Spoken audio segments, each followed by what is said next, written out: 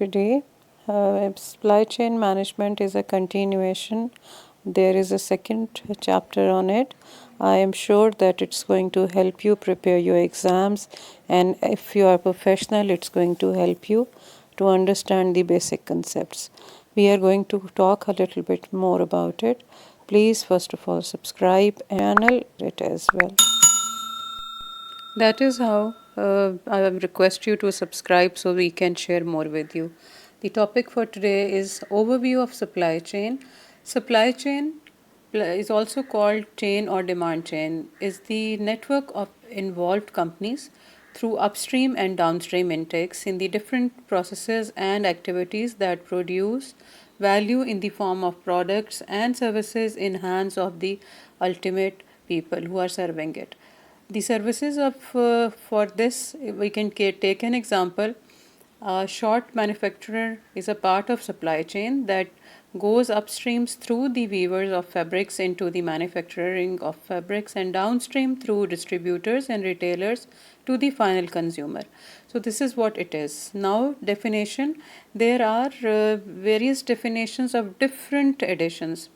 But in general, supply chain management means the management of upstream and downstream relationships with suppliers and the company to deliver supplier customer. So, while we consider the definition of supply chain management, there are various definitions which we will be finding depending on the upstream and downstream relationships with the suppliers and customers in different scenarios so as to deliver the best quality services. So, while understanding it, the integrated value chain that is there, creating it and then proceeding it in kind of a process which we name as value creation through the supply chain management. There is a connection in this. To better understand, I have shared one of the figure over here. You can pause it and just see it over here so that you better understand through examples that what I am trying to explain in this lecture. So, while we speak of any kind of a plan or strategy which we are particularly concerning, so efficient strategies are very important in which the suppliers then manufacturers and then how it is going to move through a process is to be understood clearly so that you have got a good plan for the right customers, for the right locations, and the delivery is made at the right time. So, logistics from that aspect, while we speak of supply chain management, is being considered as one of the very important strategy or tool you can say to understand it. Now, let's focus the difficulties. Yes, there are many constraints, there are many challenges. Travel times at times is involved, breakdown of the machines, weather conditions, local politics, then labor and conditions, and the at times if the transaction is across the border, so the border issues are also involved by the logistics are concerned. Then, while we speak of the complexity of the problem, so globally there is an optimization in supply chain that is significant to minimize internal cost and uncertainty and deal with the remaining uncertainty which still remains. Let me share the history of supply chain. It started in 1960s, and in 1960 the focus was inventory management, 70 was MRP, 80 was MRPIL, JIT, material management, and logistics was the core area where the work was done. 90s is supply chain and ERP, integrated purchasing functions, and 2000s as of now the 20 years have passed. So, the optimized value network with real time decision support and synchronized collaborative extended network has been considered. That's why if we talk of now in my previous lecture, SAP has been considered as one of the software to deal with it. Reasons for developing supply chains had been creativity through competitive advantage, then value to consumers, reducing the lead time gap, faster and smaller deliveries to the immediate where we have to focus is. These reasons give one of the notion with while we are competing with the supply chain, between a competition between the competitors and the organizations for which they strategize their moves overall, while we understand this. So, the then we understand the goal of supply chain management. If we see the history, as I am focusing history over here, since World War II, with the development of operations and research and management sciences, there has been an increasing interest in supply chain planning and management, because that is one of the basic from where the things had been moving on and the story began. Furthermore, then when advancements become, then globally softwares were developed to optimize this value creation through different mathematical modeling solutions.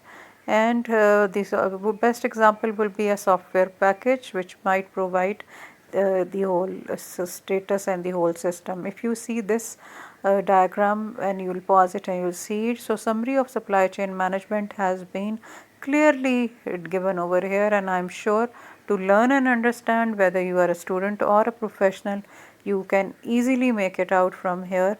Even I would suggest to focus evolving supply chain, you can consider the example of your own organization and then put it through these all strategies and to understand. Supply chain integration has got two basic strategies, the push strategy and the pull strategy. Push strategy is being defined and given explained over here. I have focused the example of as a case study of Dell, that how Dell deals with the push strategy and the pull strategy. So, in this scenario, how do they tackle? There are the large inventory and the stock is there, then obviously those stocks which are there are to be then further materialized, and the inventories are to be considered to make it functional through the logistics management. Then how to balance the demand, and then how to focus the requirements of the clients. At times for the automobile industry, the challenges are bigger, but basically whichever organization you talk about, the consideration will be made through the same. Considering supply chain integration, the pull strategies, we need to focus to understand that how it works. Production and distribution are the demand driven areas from for which the pull strategy is implemented, and it is basically I have taken the example of Dell. If you focus that how do they deal into it, you would be able to understand that their focus is decreased lead times, then obviously retailer inventory, how it is maintained, more efficient and effective way of developing and producing the resources. Supply chain integration, as I told you earlier, has got push and pull strategies through which the whole system is integrated for better results. So, considering these in mind, I would suggest you to take the example of your own organization, make it practical by implementing these points which I have shared with you in this lecture, and put your own organization into the scenario of pull and push strategies, which is going to help you. I am also willing, even if you want my help in that, you can write down in the comment box. I can run a live webinar, or I can come for streaming and I can explain these to you. I would be needing only your emails in the comment box, or even simply you can mention that you are interested, I can reach back to you.